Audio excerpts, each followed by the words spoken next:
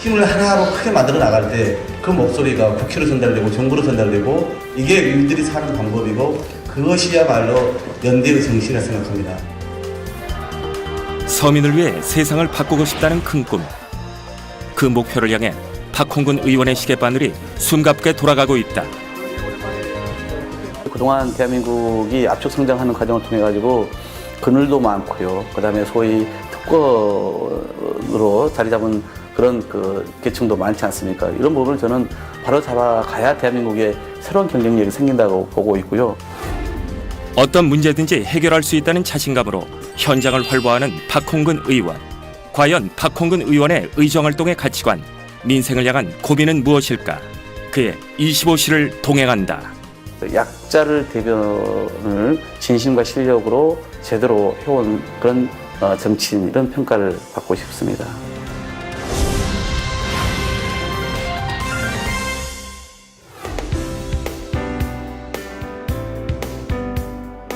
이곳은 국회의원회관 대회의실. 이곳에 화장품 가맹점주들의 연합회 발족식이 열렸다.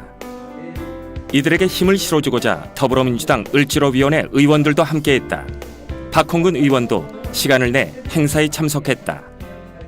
지금부터 전국 화장품 가맹점 연합회 상생 토론 및 발족식을 여러분의 큰 박수와 함성으로 시작하겠습니다. 을지로위원회는 3월 15일에도 화장품 가맹점주들의 피해 사례를 듣고자 간담회를 열었다. 박홍근 의원은 가맹점과 본사가 함께 상생할 수 있는 방안을 찾는 데 주력하고 있다. 다 죽을 것 같아서 온 겁니다. 이곳 국회의원 응급실에 실려와서 응급처치만을 기다리고 있는 중입니다. 심폐소생이 필요합니다. 화장품 가맹점주들의 주장은 본사 온라인 사이트에서 진행되는 다양한 할인 이벤트, 면세 점용 상품의 불법 유통 등의 문제로 어려움을 겪는 중이라고 한다. 가맹본부는 영업기업 온라인까지 확대하라. 면세 표기하라. 을지로위원회 위원장님께서 축하 말씀을 해주시겠습니다. 박 의원은 법안 마련 외에도 본사와 가맹점 간의 대화를 통해 평화적인 해결책을 마련할 생각이다. 점주 협의를 만들고 또 지금과 같은 연합회를 만들어서 힘을 하나로 크게 만들어 나갈 때 그 목소리가 국회로 전달되고 정부로 전달되고 그리고 가맹본부로 전달되는 것입니다. 이게 일들이 사는 방법이고 그것이야말로 연대의 정신이라 생각합니다.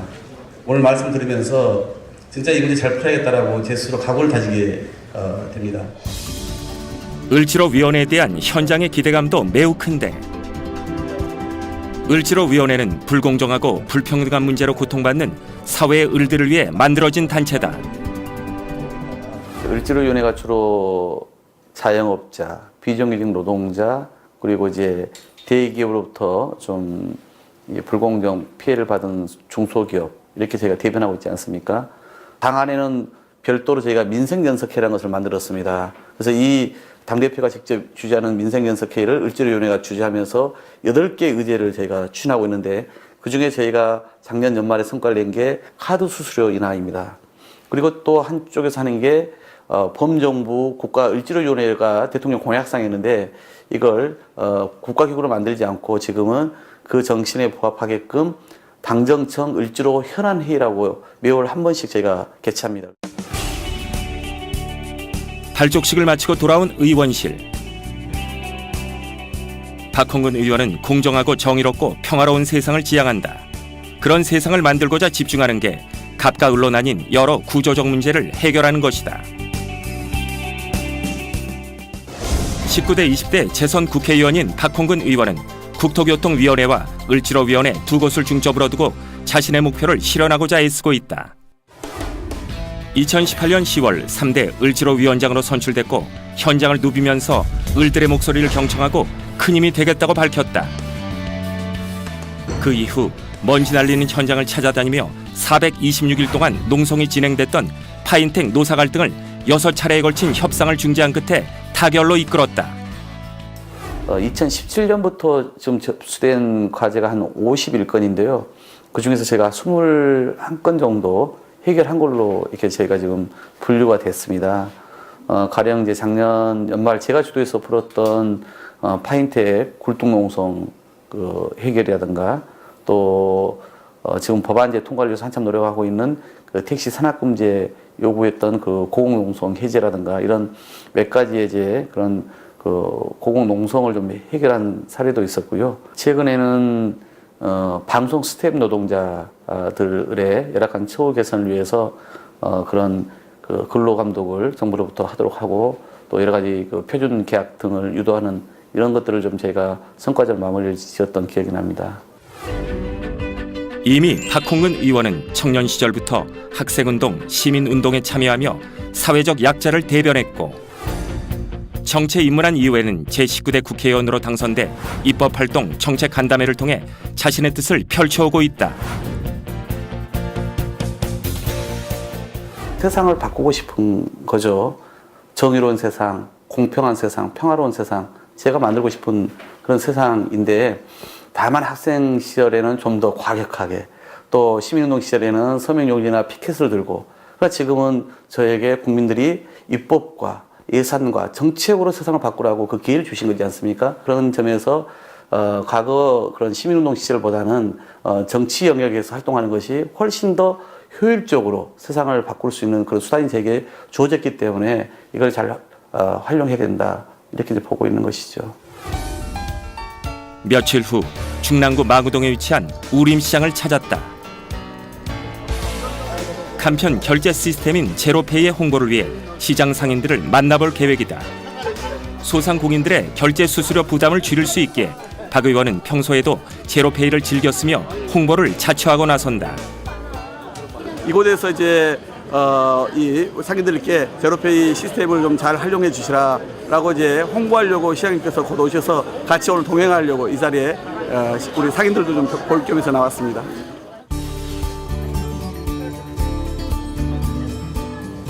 (19대) (20대를) 주민들과 함께하면서 쌓은 신뢰는 매우 두텁다. 주민들이 꼽은 박홍근 의원의 장점 중 하나는 지역사업의 추진력이다.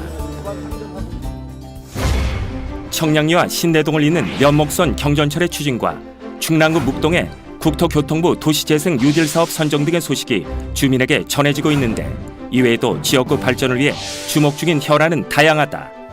중랑구에 안고 있는 큰 사업들인데 6호선을 연장하면서 차량기지를 이전시키고 그 차량기지 부지에 이 중랑구 발전을 위한 어떤 산업 집적 그 단지로 만드는 문제, 이것도 지금 이제 가시권에 들어와 있습니다. 서울시장과 구청장하고 호흡이 맞고 이런 좋은 환경이기 때문에 올해와 내년이 중랑구 변화와 발전에는 대단한 분기점이 될 것이다. 그리고 저로서는 거기에 최선의 성과를 낼 것이다. 이렇게 지금 보고 있습니다. 박 의원이 국회의원에 당선되면서 내건 슬로건은 더 큰 중랑. 이를 위해 소통과 경청을 힘의 원천으로 삼고 하나하나 결실을 이뤄가는 중이다. 저는 그 의원님 팬입니다. 어떤 부분이? 일단은 국정 운영도 잘 하시고 그리고 이제 국회에 가서 그가 감상가 뭔가 하시는 걸 제가 이제 TV를 통해서 봤는데 굉장히 똑부러지더라고요. 정책을 유지하려면 굉장히 오랫동안 뭐 한 가지 추진하면 시일이 걸리잖아요. 본인이 일단은 뭐 하고자 하는 집권에서 하고자 하는 일을 마칠 수 있을 때까지 의원직을 계속 하셔서 성장하셨으면 좋겠습니다. 잠시 후 박원순 서울시장이 현장에 도착했다. 현재 서울시는 제로페이를 차세대 결제 수단으로 내세우고 있다. 제로페이는 무엇보다도 우리 자영업과 우리 시장 상인들 그리고 소상공인들을 위해서 만들어낸 제도입니다. 신용카드 수수료가 어쨌든 제법 부담이 되시잖아요. 이게 거의 제로화하는 것이기 때문에 우리 상인들 말할 것도 우리 또 고객들도 주민들도 이걸 많이 써주시면 좋겠고요. 제로페이를 안착시켜야 돼요. 그러면 딱 두 가지가 필요합니다. 우리 상인들 입장에서는 다 앱을 깔고 손님들이 오면 제로페이에서 이렇게 잘 안내하고 또 결제를 해주게끔 하셔야 되고요. 우리 소비자의 고객들 입장에서는 자영업자를 살린다라고 하는 이런 공익적 마인드가 필요합니다. 그래서 지역 경제도 살리고 우리 상공인들 자영업자도 살리고 그러면서도 이런 비용도 절감되는 이 제로페이가 우리 우루피 시장을 비롯해서 우리 중랑구에 있는 여러 전통시장에서 하루빨리 전국에서도 가장 선도적으로 자리 잡기를 저 또한 기대하겠습니다. 고맙습니다. 소상공인에게 수수료 절감 효과를, 사용자에게는 소득 공제 혜택을 주는 착하고 간편한 시스템으로 스마트폰으로 상점 QR코드를 인식해 결제하면 된다.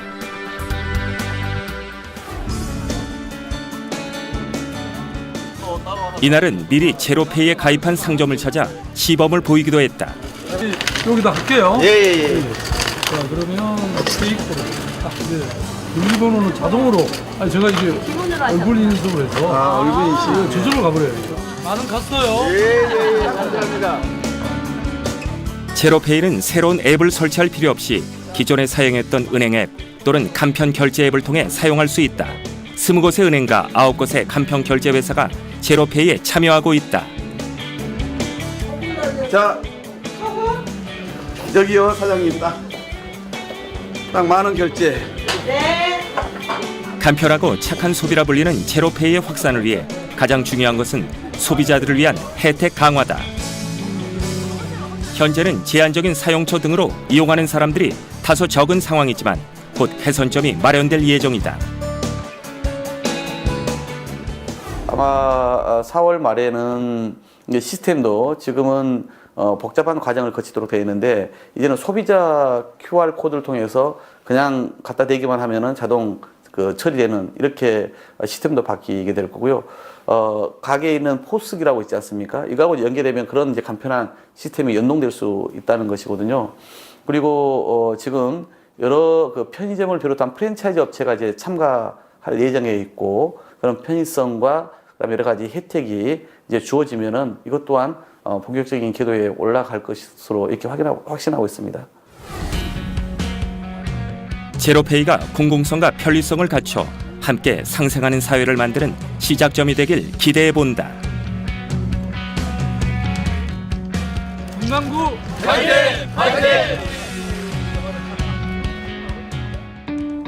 지난 4월 1일 국회의사당에 위치한 더불어민주당 당대표실에서 박홍근 의원을 다시 만났다.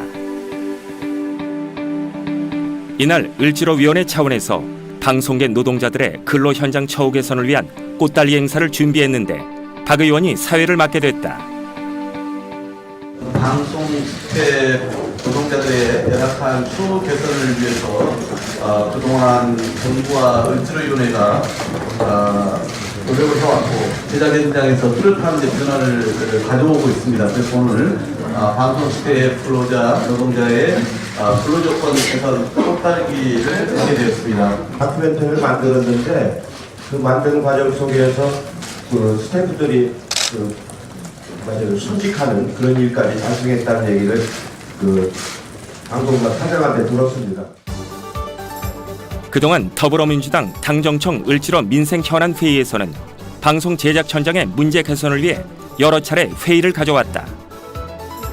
그리고 올해 4월부터 고용노동부가 일부 드라마 제작 현장에 특별 근로감독을 시행하는 성과를 이뤄냈다.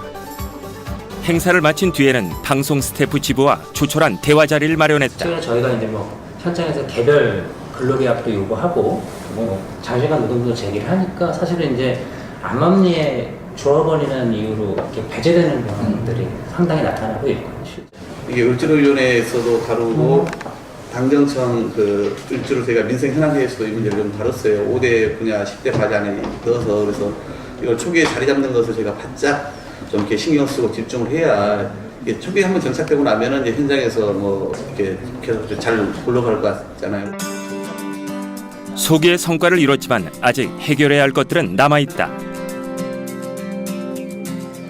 앞으로도 지속적인 관심을 통해 방송계 제작 환경이 개선되길 박홍근 의원은 바란다. 올해 상반기 중으로 최대한 이 뒤에 있는 현안판에 있는 수계들이 풀 수 있도록 노력할 거고요. 가장 어려운 점은 입법적인 문제입니다. 그건 저희들만의 의지 문제가 아니고 올해 상반기 을지로위원회가 특히 민생 입법 관련해서 야당을 어떻게 설득하고 압박할 것인지 이 문제를 지금 좀 내부적으로는 깊게 논의하고 있습니다. 사회 을들을 위해 발의한 박홍근 의원의 법안도 현재 국회에 계류 중인데 꼭 본회의에 통과되길 바라는 법안 중 하나는 택시 노동자를 위한 내용이다. 25m 고공농성을 하신 택시 노동자가 있었어요. 산악금제 폐지하라는 것이었거든요. 이분이 세계적으로 가장 슬픈 기록 510일을 고공농성을 하고 1월 말에 내려오셨습니다. 그래서 저는 이제 그분을 땅에 내려와서 가족의 품으로 돌아가게끔 하려고 법안을 제가 냈거든요. 그가 발의한 여객 자동차 법안은 산악금 제도의 폐지를 위한 것이다. 산악금 제도는 택시기사가 차량을 대여해준 회사에 하루 수입의 일정액을 내는 제도다. 이와 함께 발의한 택시 발전법에는 산악금 제도 대신 월급제 정착을 위한 내용을 담고 있다. 또 다른 법안은 청년들의 사회 참여에 대한 것이다. 청년단체에서 오랫동안 그 대표 일을 하다가 또 당에 들어와서 청년위원장을 오래 해서 초선 때 청년 문제를 연구하는 그 국회의원 그 단체 대표를 맡은 적이 있었거든요. 그래서 청년 문제에 계속 관심을 많이 갖고 있는데 청년들은 이미 사회적 약자입니다. 그래서 이 청년정책기본법을 제가 대표 발의를 한 게 있거든요. 그래서 이 부분도 좀 조속히 좀 통과되기를 바라고 있습니다. 정치, 경제 등 모든 분야에서 청년 참여를 확대하고 청년의 고용 확대 및 복지 증진을 통해 우리나라의 미래 성장 동력을 확보한다는 내용이다. 결국은 우리 이제 국회의원들이 그런 어떤 그 정치적 계산에 의한 그런 법안이 아니라면 저는 정말 이번에 국회가 마침 이제 한 달에 2번 이상은 법안 소위를 가동하라고 이렇게 또 결정을 하지 않았습니까?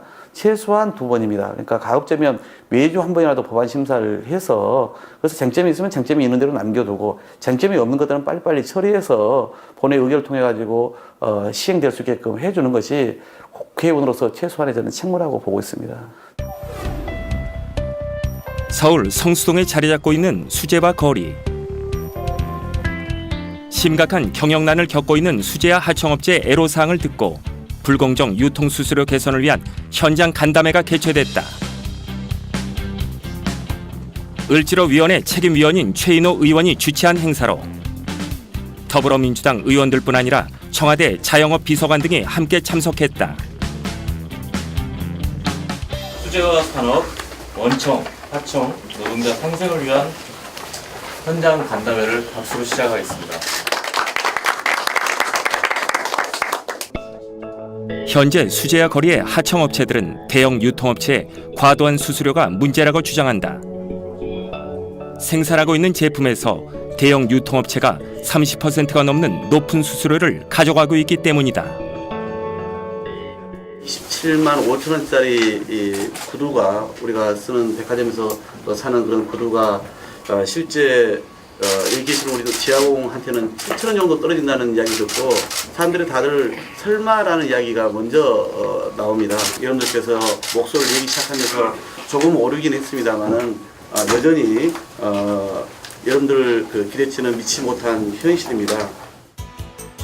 구두 한 켤레의 가격에서 원청업체와 유통업체가 가져가는 금액을 제외하면 하청업체, 재화 노동자의 수익은 20%도 되지 않는다. 유통 수수료를 낮춰 하청업체의 수익률을 높이자는 의견이 여러 측면에서 논의됐다. 제 사장님들 이야기도 좀 듣게 되면서 좀 종합적인 상황 인식이 좀 됐고요. 결국은 이제 이렇게 의원들이 현장 가서 얘기 듣고 그러면서 이제 정부하고 우리가 좀 긴밀하게 협의하면서 할 수 있는 것부터 하나하나 차근차근 챙겨나가는 게 중요하지 않겠어요. 그래서 오늘 하여튼 뭐 들은 이야기를 가지고 향후 우리 책임의원들이나 우리 을지로위원회 소속 의원들하고 좀 잘 역할 분담해가지고 꼼꼼하게 좀 챙겨서 이분들한테 작게나마 우리가 또 해결책을 드릴 수 있는 부분들은 드릴 수 있도록 노력을 할 겁니다. 간담회를 마친 후에는 근처 구두 제조 공장으로 자리를 옮겨 현장 시찰에 시간을 가졌다. 지금도 사회 곳곳에서 어려움을 호소하는 사회 을들이 있기에 박홍근 의원의 현장 소통은 멈출 줄을 모른다. 정보만 갖고 있지만은 세상을 바꿀 수 있는 능력과 실력을 갖추지 못하면은 그것 또한 무능하다고 비판을 받는 거 아니겠습니까? 그렇기 때문에 늘 저는 이 진심과 실력을 동시에 갖춰서 세상을 바꿀 수 있는 사람이 되자라고 제 스스로 많이 되뇌이고 있고요. 그 약자를 대변을 진심과 실력으로 제대로 해온 그런 정치인, 이런 평가를 받고 싶습니다. 민생을 자신의 일처럼 공감하고 더 행복한 나라를 만들겠다는 열정으로 가득한 국회의원. 박홍근 의원의 꿈이 내일을 밝게 비추고 있다.